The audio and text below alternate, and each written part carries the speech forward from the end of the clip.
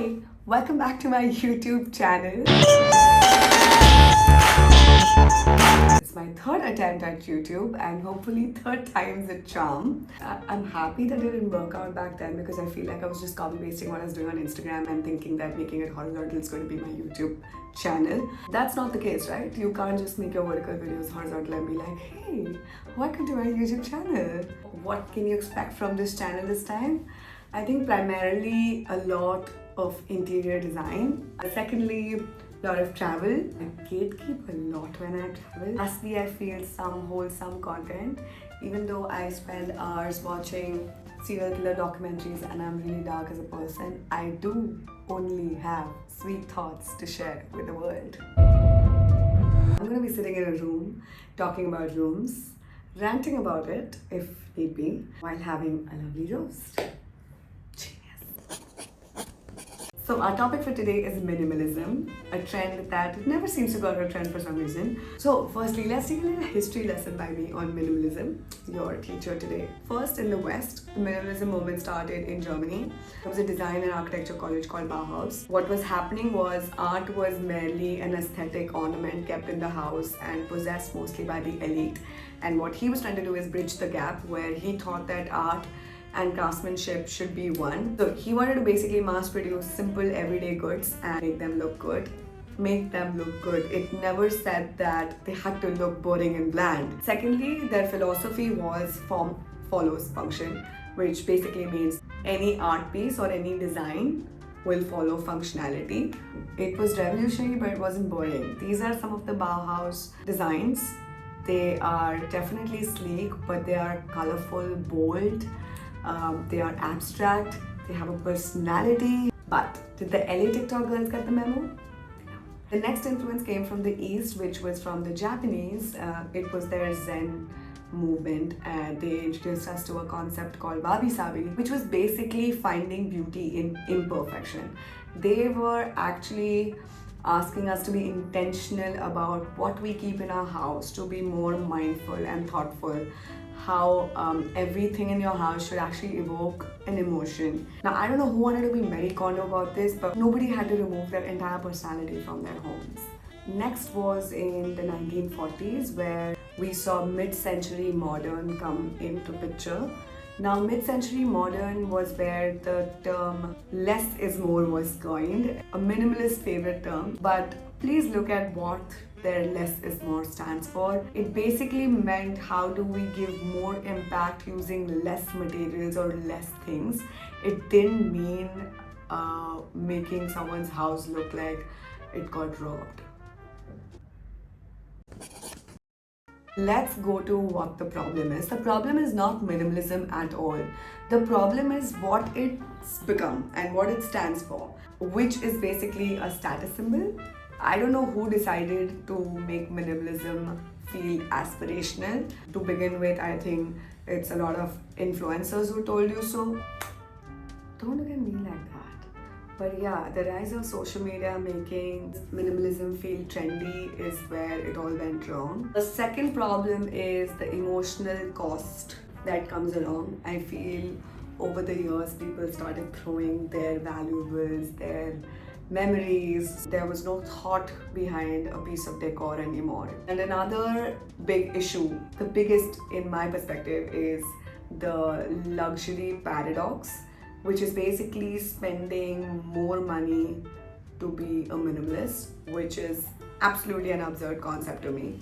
If you are someone who's keeping lesser stuff, you should obviously be able to spend less. It's pretty much a paradox because you're paying so much to own nothing. Minimalism was created to make you feel at peace, make you feel calm. However, this is where my coffee gets bitter. While the concept is great, the execution is awful. Spaces started to feel very uninviting, very cold. There have been studies that show that people who live in such houses tend to feel a lot more low. I don't think it's a fully positive impact.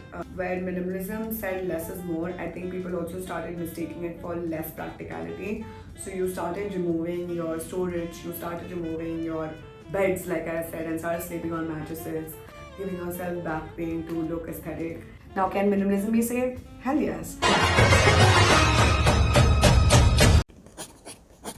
Point one, make it clean, not clinical. But what you can do apart from white is see colors, warm neutrals that you really like. These colors are actually better substitutes for your whites to not make your houses look like clinics. The second one is let one piece speak loudly. Want to keep like one thing to not make it look very jarring. What you can do is you can keep a piece which is not just Pinteresty looking but also has a little more abstract value to you. Random piece of pottery that you created in a class, bold vase, flower vase that you spotted in a flea market somewhere, rather than you bringing home another overpriced West Ham flower vase. West Ham, I love you.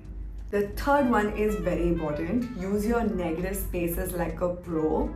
You are not a property dealer. That's not a show home. Your negative spaces are actually your Zen spaces. You can turn it into a small reading nook. Like I collect a cup every time I travel. So my idea of those shelves would be to like keep all my entire cup collection from every place I've ever visited to.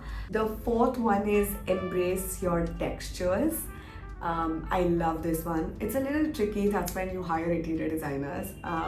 But I feel like make your textures flirt with one another. If you're gonna go with very few of them, just make sure that you're mixing and matching. Like I used to be such a matte girl, matte basic bitch. You know, there was a whole era where people used to have matte nail paint also. I would be one of those. But yeah, I soon realized the beauty of gloss. Not everything glossy has to be tacky, guys. If you shop for the right thing, glossy and matte, the combination with each other would actually really look beautiful. If you're a rattan person, which nobody should be at this point, but if you are, mix it with a little bit of velvet, very contrasting fabric. My recent favorite combination is wood with stainless steel. Imagine having a old wooden console and putting in a stainless steel vase or like just like a bowl or something, and stunning. My fifth point is edit, don't erase. While I understand that you don't have to have 18 throw pillows on your bed, but you also don't have to go Marie Kondo in your life. Please don't take away all your memories or like things that you've collected all your life and throw them away. Keep things that spark you, not just joy. I think your house should have a soul. It should feel like you've lived in, and the living in will only happen if you have things that you've collected from a long time. It will actually give a lot of, it's the small things, it's the small trinkets always, but they add a lot of value and a lot of drama to your space. The sixth point would be add quiet drama. Now that sounds like an oxymoron because dramatic is not quiet, but you have no idea what a moody lighting could do to your house.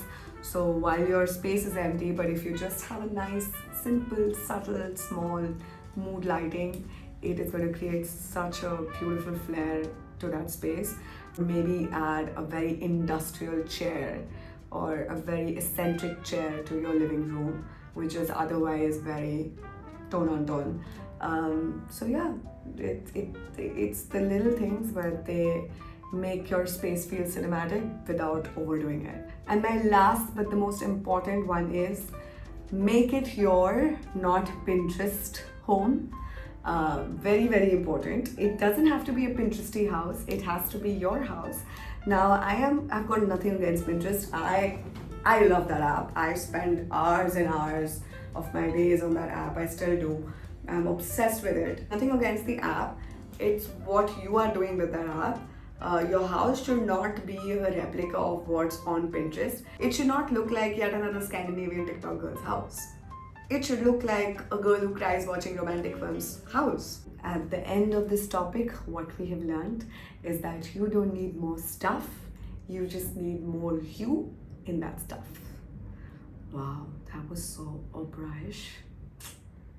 My YouTube is also going to be some free therapy sessions, guys. I forgot to add that. I hope you enjoyed this and you were there till the end of it. If not, even if you got anything out of the video in the first 5 minutes, I'm happy. My job's done. Like, share, and subscribe to my newborn channel, reborn channel. And yeah, I hope to see you soon.